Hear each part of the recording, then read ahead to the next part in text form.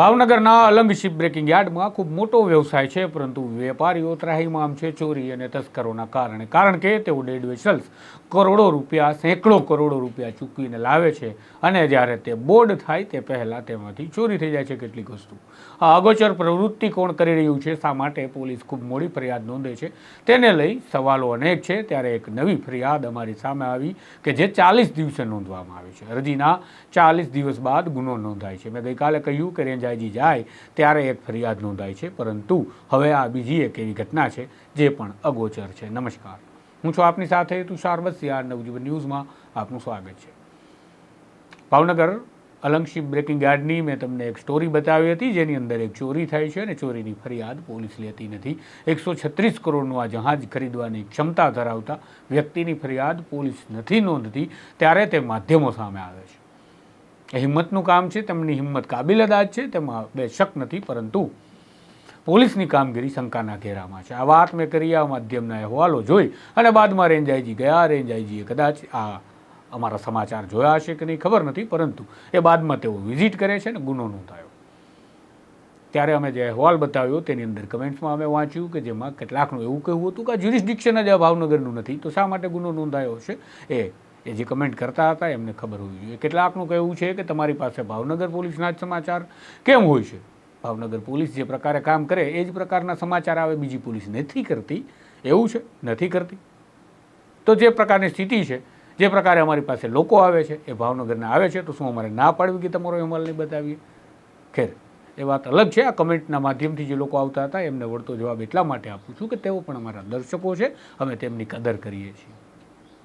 હવે એક ફરિયાદની વાત કરીએ. જે એમવી હસન નામનું ડેડ વેસલ ખરીદવામાં આવે છે અને ડેડ વેસલ ખરીદી અને તેઓ ભાવનગર ખાતે અલંગ શિપ બ્રેકિંગ યાર્ડમાં પોતાના પોર્ટમાં લઈ આવે છે અને તેને જ્યારે સવારે કસ્ટમને બોર્ડિંગ કરાવવાનું હતું, તે પ્રક્રિયા કરાવવા માટે અધિકારીઓની સાથે તે વેસલ પર જવામાં આવે છે અને ખબર પડે છે કે વેસલ્સને તો લૂંટી લેવામાં આવ્યું છે. તો આ ચાંચિયાઓ લૂંટે છે તેવું ત્યાંના સ્થાનિક વેપારીઓનું માનવું છે અને કહેવું છે. અને આ ચાંચિયાઓ ક્યાંય દૂરથી નથી આવતા, આસપાસથી જ આવતા હોવા જોઈએ એવું પણ એ લોકોનું સ્પષ્ટ માનવાનું હોય છે, કારણ કે તેઓ રોજ આ પ્રકારના વ્યવસાય સાથે સંકળાયેલા છે ને તેઓની આસપાસ આવી ઘટનાઓ ઘટે છે, જેથી તેઓ પણ પોતાની રીતે અભ્યાસ તો કરતા જ હોય છે. અને મોટાભાગે આ કેબલની ચોરી થાય છે, કારણ કે કેબલ ઇઝી છે, કેબલને કાપી અને જસ્ટ લઈ જવાનો છે અને તેની અંદર રહેલું કોપર ઓગાળી અને વેચવાનું છે. બસ આ સિમ્પલ લોજિક છે, બીજું કંઈ ચોરી તેઓ કરતા નથી. મોટી ચોરી આપણને લાગે નહીં, પરંતુ આ કેબલની કિંમત લાખોમાં હોય છે. આગલી ફરિયાદની જે આપણે વાત કરતા હતા એ ફરિયાદમાં 50 લાખ રૂપિયાની ચોરી હતી. આ ફરિયાદમાં 5 લાખ રૂપિયાના કેબલની ચોરી છે.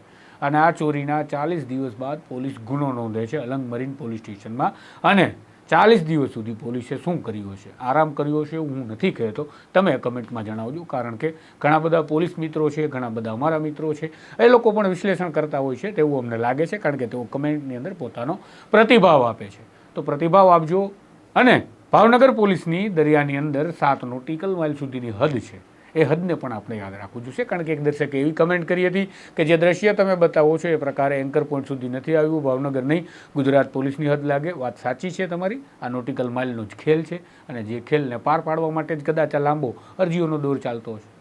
ખેર, આમાં પણ ગુનો નોંધાયો છે, અમે સરાહના કરીએ છીએ. ગુનો નોંધાવવો જોઈએ જેથી ક્રાઇમ રેટ ખબર પડે, કારણ કે અલંગ શિપ બ્રેકિંગ યાર્ડમાં બૂમ છે આ તસ્કરોની, અને બૂમ ત્યારે જ ખબર પડશે જ્યારે અરજીઓ ગુના સ્વરૂપે સામે આવશે અને આંકડા સામે આવશે. બની શકે કે કોઈ વિધાનસભામાં પણ સવાલ પૂછે અને જવાબ મળી જાય, અથવા તો NCRBના ડેટામાં જવાબ મળે કે ક્યાં ક્યાં આવા પ્રકારના ગુના થાય છે તેના વિશ્લેષણોમાં જવાબ મળે. આ જવાબો મેળવવા માટે અમે પ્રયત્નશીલ રહીશું, કારણ કે આ વેપારીઓ ત્રાહિમામ છે. નમસ્કાર. વૈષ્ણવજન તો તેને કહીએ જે પીડ પરા